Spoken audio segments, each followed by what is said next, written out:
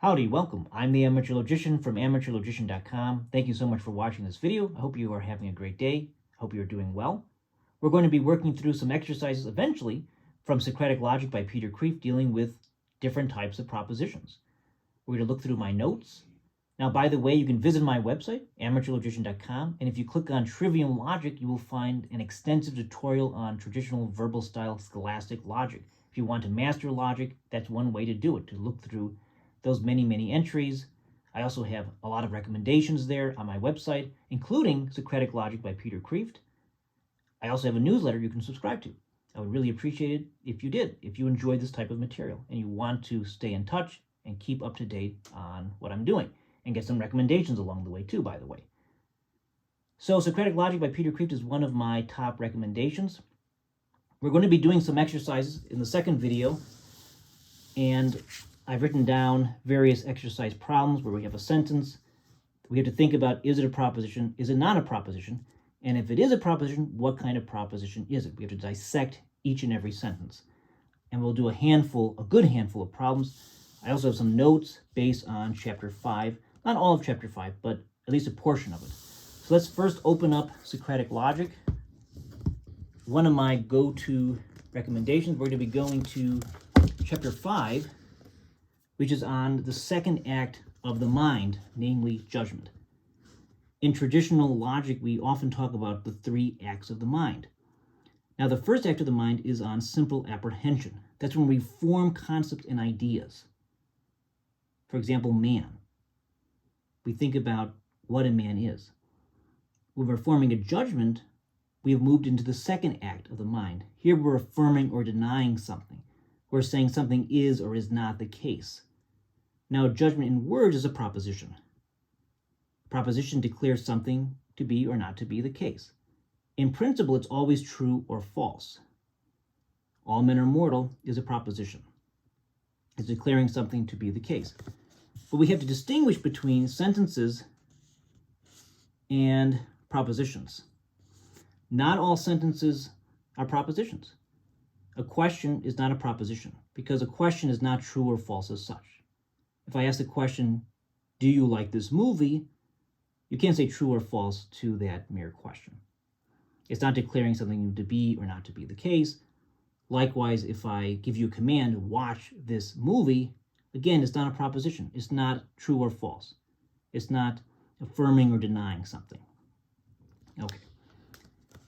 Now, propositions are very important. So Peter Kreeft writes in part the following in the importance of propositions. He says, for propositions, and only propositions, contain truth. And truth is the aim and end and goal of reason. The first and third acts of the mind are means to the end of truth. Only the second act of the mind contains or attains that end. One means to this end is classifying and defining terms, understanding the terms which make up the content of a proposition. Another means to truth is arguing, trying to prove new propositions, conclusions from other propositions, premises. Since the end is more important than the means, truth is more important than definitions and arguments. And it is here, in the second act of the mind, that we find truth. In a judgment, we're not just forming any old proposition. From a traditional logic perspective, we should always focus our minds on truth. We should form true propositions. We shouldn't form false propositions if we want to seek what is true. We want a judgment that is true. So here we have the importance of propositions. Then we get into subject-predicate relation. Now, in two-name logic, in a categorical proposition, we have a subject and we have a predicate. So in my notes, for example, I talk about that the subject is what we are talking about, and the predicate is what we say about the subject. Pretty common sense. In fact, if you know some basic grammar, you know, hey, here's a sentence, let's find the subject. Oh, look at this, this is the predicate, because it's talking about what the subject is. But also note, and this is something that Peter Kreeft highlights, and I think it's very important, that the subject and predicate are not interchangeable. They are different. This is different from an equation. For example, 2 + 2 = 4. There, the left-hand side, 2 plus 2, is really the same as the right-hand side, 4. The left-hand side and the right-hand side are equal, but we can't say that with a proposition. We can't say the subject and predicate are identical or interchangeable. They're not. If I say some men are tall,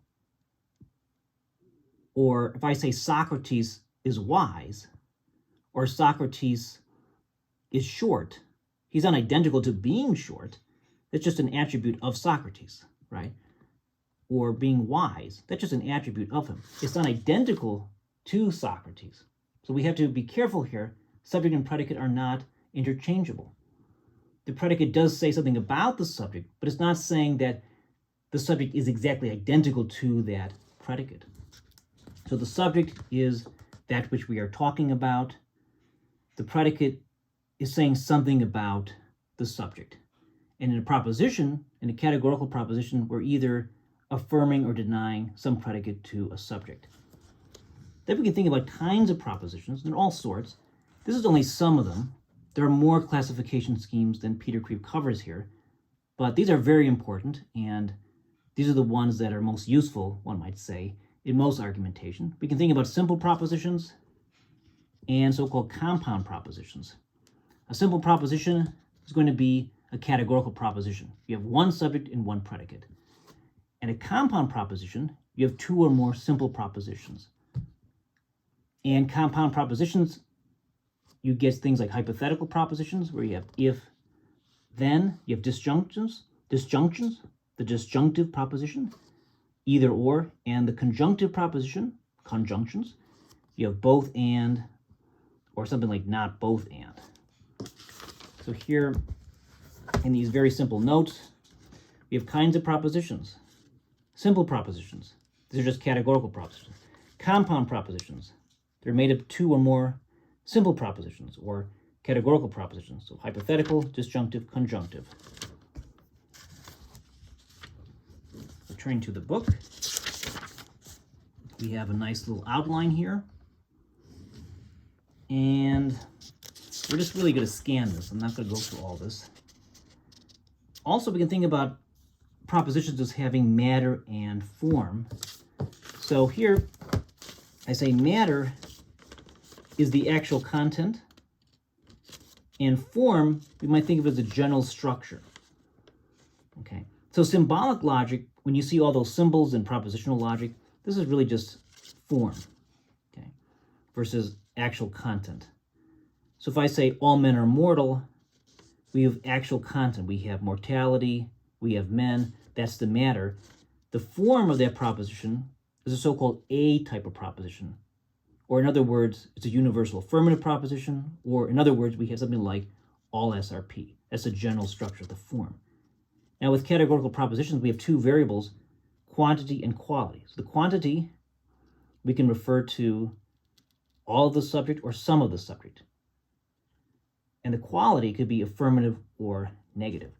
So we have the classic categorical propositions, A, E, I, and O. A is a universal affirmative proposition, all men are mortal. E is a universal negative proposition, no men are mortal. I is a particular affirmative, some men are mortal. O is a particular negative, some men are not mortal. Now with particular propositions, we're always saying at least one. So one thing that's also important to keep in mind is that, as Peter Kreeft will explain, a singular proposition is not the same as a particular proposition. The particular proposition refers to at least some of some class or subject. A singular proposition refers to a specific individual. So if I say Socrates is bald or was bald, that's a singular proposition. Okay. Let's see, let's continue on. And let's see. We also have things like Euler's circles. This is one way to diagram propositions, and I'll put a link to an article I have on this on my website. I'm not going to cover that right now. But also, oh, I skipped something, didn't I? We have, let's see here. We have things like exceptive propositions. We have, what else? We have exclusive propositions. We have indesignate propositions. Let's think about that a little bit. So these are a little bit more tricky, perhaps. So for example, Peter Kreeft talks about tricky O propositions. So remember, an O type of proposition is a negative particular proposition.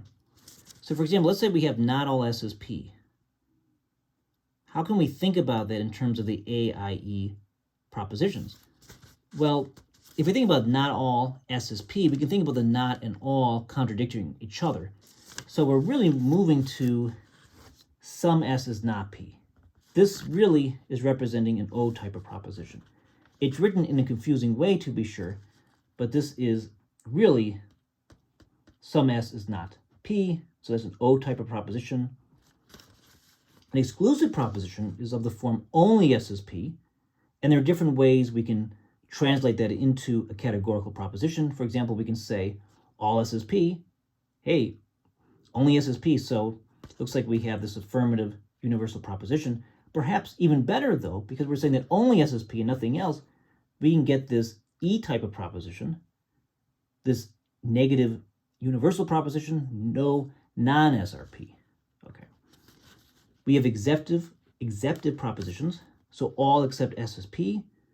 Here, it's best to translate this as a conjunction, where we have this categorical proposition and this categorical proposition. So all non-S is P, so that's an A type of proposition, universal affirmative, and no S is P, so it's an E type of proposition, negative universal. We have a conjunction overall with it and connective. And indesignate propositions, these have no words to indicate quantity. So we really have to intuit, we have to interpret it. Now he gives us a very useful hint. So if the predicate belongs essentially to the subject, then it's going to be universal as a rule. But if by accident it's non-essential, then it's particular.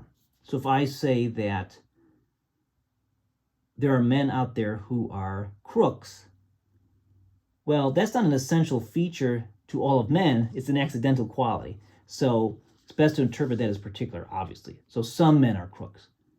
It would be false to say that all men are crooks, right? On the other hand, for something that's universal, for example, let's say men are rational animals. Well, every man is a rational animal, so it's definitely universal. In other words, all men are rational animals. Great. But what about some exercises?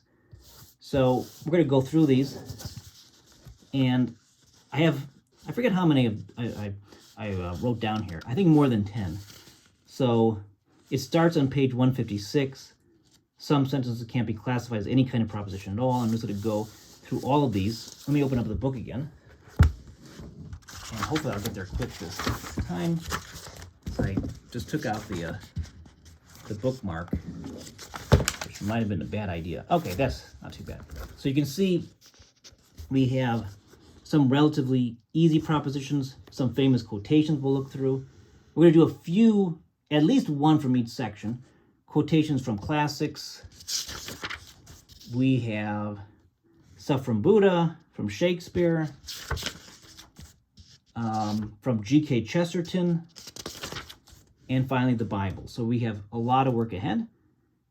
I hope this video has been helpful to you. And the next video I think will be even more helpful to you perhaps if you want to go through this book. Let's do some exercises. That's the next video. Thanks for watching. If you like this video, hit the like button. I would appreciate it. Subscribe to this YouTube channel. And also, please visit my website, amateurlogician.com. Sign up to the newsletter. All the cool people are on it. I assume you're a cool person, so go for it. Is that a logical argument? Well, you be the judge. Thanks for watching, and be well.